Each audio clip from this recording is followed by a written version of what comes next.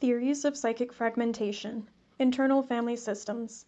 Similar to the theory of structural dissociation is the internal family systems model, IFS.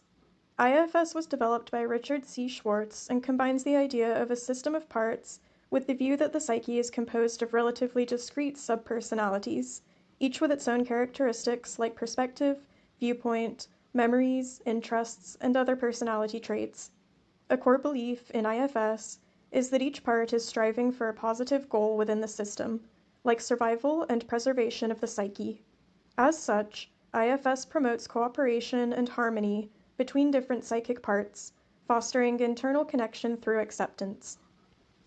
IFS uses family systems theory to understand the way in which these subpersonalities are organized.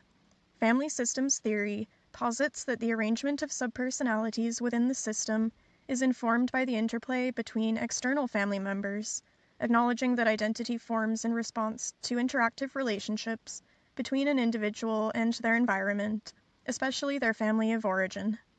In IFS, different parts can have either extreme roles or healthy roles.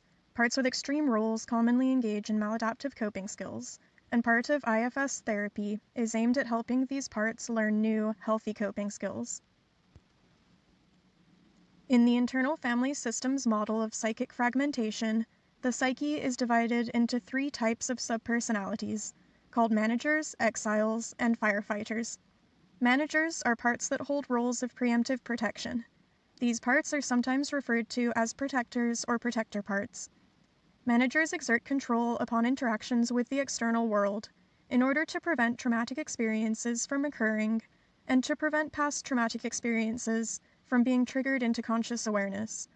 Managers also enforce the containment of parts of the psyche that hold awareness of traumatic experiences, known as exiles. Exiles are similar to the concept of emotional parts and Jung's concept of the inner child. They are parts that acknowledge emotions such as fear, pain, shame, anger, or other strong emotions prompted by traumatic events, and contain these emotions from the rest of the psyche. These parts are exiled from consciousness to prevent their traumatic emotions from being felt by other psychic parts. The containment of these exiled parts is enforced by managers, along with a part called firefighters. Firefighters are parts that emerge when exiled parts become uncontained and break into conscious awareness. These parts are sometimes referred to as persecutors or malevolent protectors. In a sense, firefighters put out fires within the psyche. They work to distract attention from traumatic material, usually by engaging in impulsive and compulsive, and oftentimes self-destructive, behaviors. According to IFS, the self is a person's true self or spiritual center distinguished from other parts of the psyche. I use the term self and sense of self in this manner. Even individuals whose experience is dominated by parts have access to this self, and can learn to connect to their sense of self in order to stay grounded in the present. IFS considers the self to have innate qualities of curiosity, connectedness, compassion, and calmness.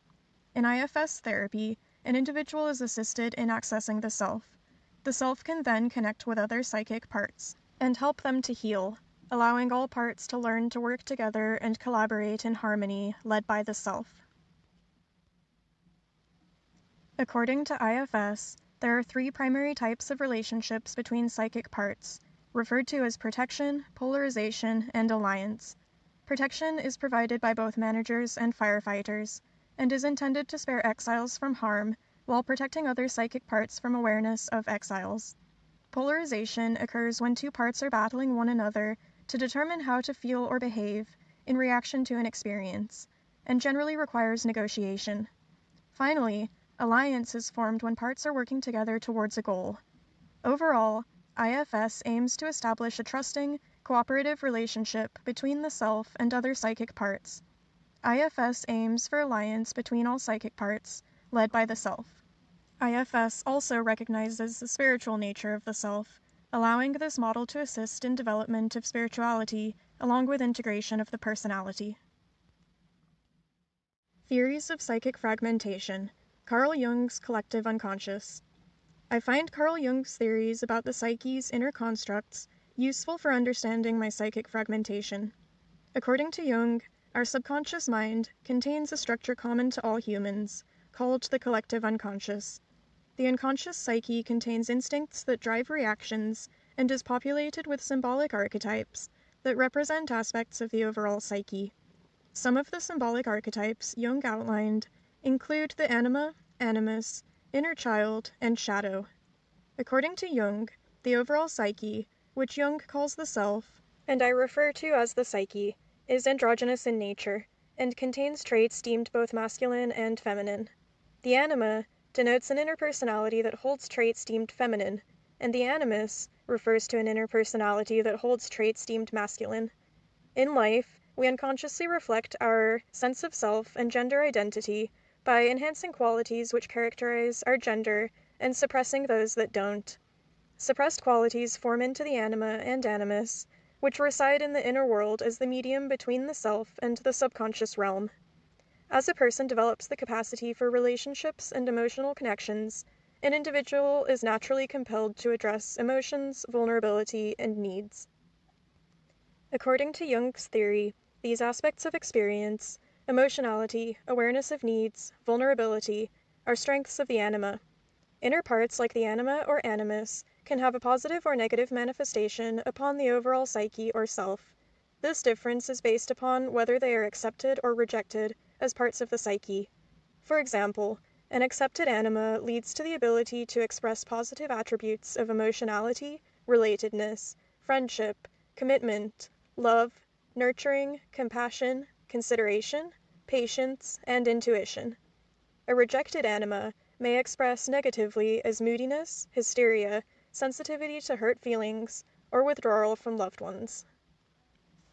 According to Jung's theory of the collective unconscious, the anima is concerned with matters of soul, sensuality, and aesthetics.